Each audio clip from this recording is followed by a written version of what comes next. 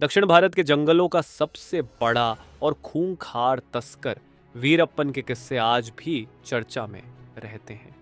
एक ऐसा डाकू जिसने सैकड़ों लोगों की हत्या की और अपनी बच्ची तक को नहीं छोड़ा, उसकी कहानी अब चर्चा का विषय बन गई है। कारण है उस पर हाल ही में बनी एक डॉक्यूमेंट्री। आज हम आपको वीरप्पन के जीवन के कुछ खूंखार किस्से बताएंगे। बेटा सो जा वरना गब्बर आ जाएगा, ये डायलॉग सभी ने शोले फिल्म में ज़रूर सुना होगा, लेकिन असल जिंदगी में ऐसा आतंक और खौफ वीरप्पन का था। वीरप्पन दक्षिण भारत के जंगलों का सबसे बड़ा और खूंखार तस्कर था, जिसके ऊपर सैकड़ों लोगों की हत्या, 2000 से ज्यादा हाथियों का शिकार और 140 करोड़ से ज्यादा की चंदन तस्करी का आरोप था। लंबी मूछें और बेखौफ आवाज उसकी पहचान थी। वीरप्पन का डर ऐसा था कि आज भी तमिलनाडु के लोगों के सहन में उसकी दरिंदगी की कहानियां जिंदा है। वीरप्पन जब तक जिंदा रहा, दक्षिण की सरकारों के लिए सिर दर्द बना रहा।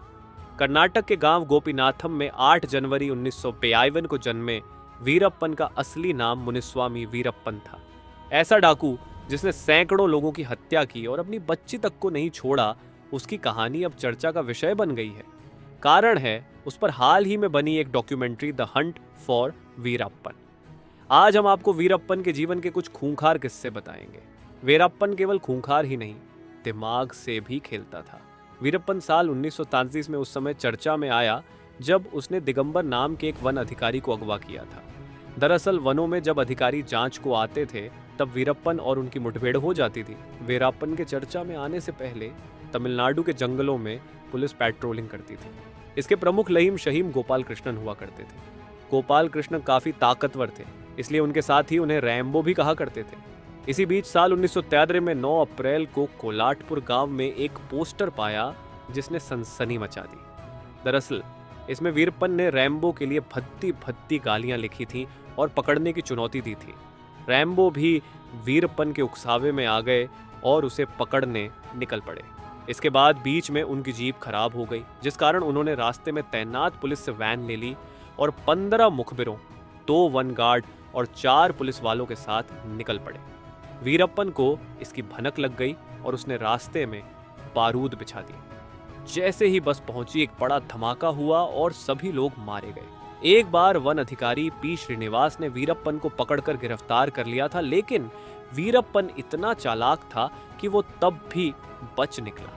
उसने सुरक्षा कर्मियों से सिर में दर्द की बात कही और तेल मंगाया। इसके बाद उसने वो तेल सिर की जगह हाथों में लगाया और कुछ ही मिनटों में उसने अपने हाथ हथकड़ियों से बाहर निकाले और भाग निकला। वीरप्पन ने श्रीनिवास से अपनी गिरफ्तारी का बदला भी लिया। वीरप्पन ने श्रीनिवास को मारने के लिए अपने छोटे भाई अर्जुनन को साथ में लिया और एक चाल चली। जैसे ही श्रीनिवास अर्जुनन के संपर्क में आए, अर्जुनन ने उन्हें वीरप्पन के सरेंडर करने की बात कही।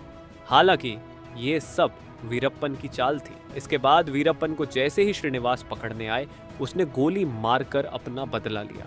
श्रीनिवास की हत्या करने के बाद भी वीरप्पन का दिल नहीं भरा और उसने इसके बाद अधिकारी का सिर काटा और घर ले गया। इसके बाद उसके गैंग ने श्रीनिवास के कटे सिर से फुटबॉल भी खेला। साल 2000 में दक्षिण भारत के मशहूर फिल्म अभिनेता राजकुमार का भी पाला डाकू वीरप्पन से पड़ा।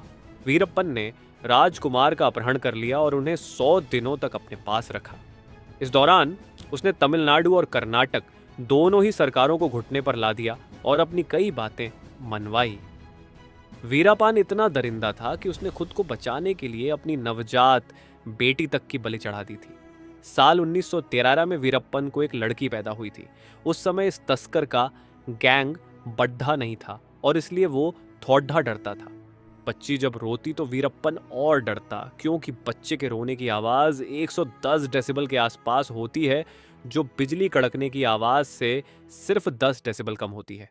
एक बार वीरप्पन को उसकी बेटी ने रोने की वजह से मुसीबत में फंसा दिया, इसलिए उसने अपनी बच्ची की आवाज़ को हमेशा के लिए बंद कर दी। 1973 में कर्नाटक एसटीएफ को मारी माडुवु में एक समतल जमीन के नीचे खड्डे में नवजात बच्ची का शव मिला था। वीरप्पन के खात्मे के लिए तत्कालीन मुख्यमंत्री जयललिता ने तमिलनाडु स्पेशल टास्क फोर्स का गठन किया। वीरप्पन को मारने के लिए विजय कुमार एसटीएफ के चीफ बने। 18 अक्टूबर 2004 को एसटीएफ को भनक लगी कि वीरप्पन आंख का इलाज कराने के लिए जंगल से बाहर आ रहा है। इसके बाद एसटीएफ ने चाल चलते हुए वीरप्पन के लिए एक एम्बुलेंस का इंतजाम किया। योजना के तहत एम्बुलेंस में वीरप्पन आकर बैठ गया। एम्बुलेंस को एसटीएफ का ही आदमी चला रहा था।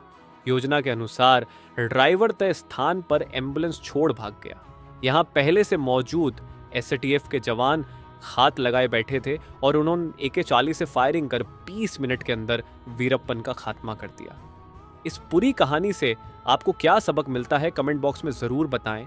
इस वीडियो को लाइक करते हुए शेयर ज़रूर करें ताकि बाकी लोग भी जागरूक हो सके। अगर आपने अब तक इस चैनल को सब्सक्राइब नहीं किया है तो जाने से पहले इस चैनल को ज़रूर सब्सक्राइब कर लें ताकि हम लगातार इस तरह की वीडियो आपके लिए लाते रहें। धन्यवाद।